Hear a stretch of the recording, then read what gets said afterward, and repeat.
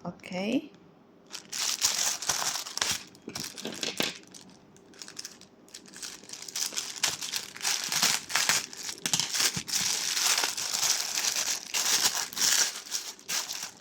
Remove customer return in Sony.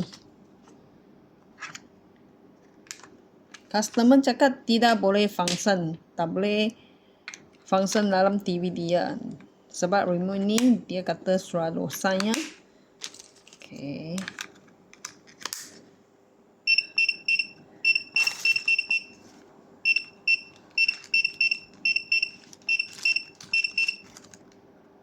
Remote ada sensor light, ada suara, semua sekali. Tak ada masalah.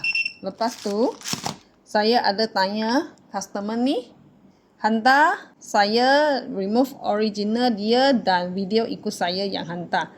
Dia kata dia dah refund. So, lepas tu dia suruh tak jawab saya apa-apalah.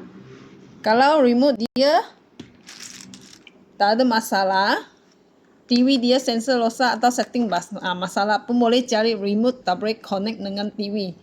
So, remote saya memang tak ada masalah. Nampak tak? Semua sensor light ada. Suara semua ada. Okay, ini customer.